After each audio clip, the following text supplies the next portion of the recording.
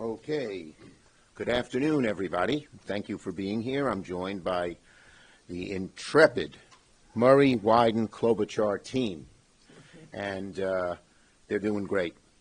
So Social Security is one of the greatest things the federal government has ever done. Don't ask us. Ask the American people. They love Social Security. It helps so many millions and tens of millions over the years, hundreds of millions of people. It is hard to believe that the Trump administration wants to cut Social Security. But that's what's happening. We're in a pincer move that shows just what they're up to.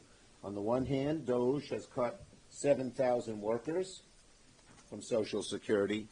And on the other, Elon Musk says Social Security is the biggest Ponzi scheme of all time. Tell that to the average Social Security recipient who depends on that $1,100 or $1,500 to buy food, pay the rent, go visit the grandkids. Tell them it's a Ponzi scheme. Tell them they don't deserve that money. It's outrageous. And you know they're serious when you see they cut the 7,000 already from the staff at the same time that Elon Musk says it's a Ponzi scheme. The richest man in the world is telling Americans that earned benefits that they depend on and they paid into are a scam. They are not a scam. And Americans know it. So now we know that something we Senate Democrats have feared for a long time is coming true. Social Security is under attack and at risk. You don't need to scratch your head and wonder what's going on when you see they're decimating the officers and the staff. And you don't need to ponder what might happen next when Trump and Musk say that the tens of millions of seniors and families and children who depend on these benefits are a part of a scam. It's insulting to them.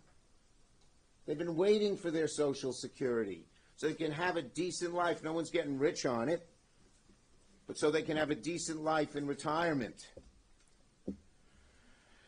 But Trump and Musk have decided to attack the bedrock of America's social safety net, and your pocket is in the way. Why are they doing it? Why would they do this? Why would they cut Social Security? They know how risky it is politically, because they're in a frenzy to give tax breaks, rather. Why would they do this? They're in a frenzy to give tax breaks, tax cuts to the wealthiest, the very wealthiest billionaires in America. They're just frenetic about it. And I can promise this to the American people. Senate Democrats, all of us, every single one of us, will fight this effort to decimate Social Security benefits and fight for Americans to get the money they deserve and they earn. Social Security sends over $126 billion to more than 73 million retired and disabled beneficiaries every month. And with 7,000 Social Security workers being fired, the benefits are in trouble. You have to wait longer. How about when someone doesn't get their check and needs it to pay the rent, or if you have it because even though you're older, a mortgage, and you have to call the phone, and you have to wait for hours to talk to somebody. You know how frustrating that is? But they don't want to just make people wait. They want them to give up and not get their benefits.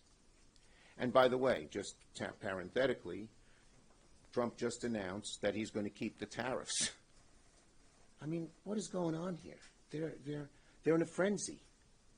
They're going wild on something as sacred as Social Security, on something as deleterious to the American people as tariffs, which will raise their prices. So we are fighting this all the way. I remember back in 2005, George W. Bush had the same idea, and Harry Reid, Nancy Pelosi, and me, we got together. We said we're going to fight it, and we won. I will tell the American people, we're getting together, House and Senate Democrats, we're going to fight it, and guess what? We're going to prevent the cuts. But we need your help. We need every person who's a recipient or would-be recipient who'd like to get this benefit to call their congressman, their Republican congressmen and senators, and give them one simple sentence: hands off my Social Security. Hands off my Social Security. Let me call on Senator Murray.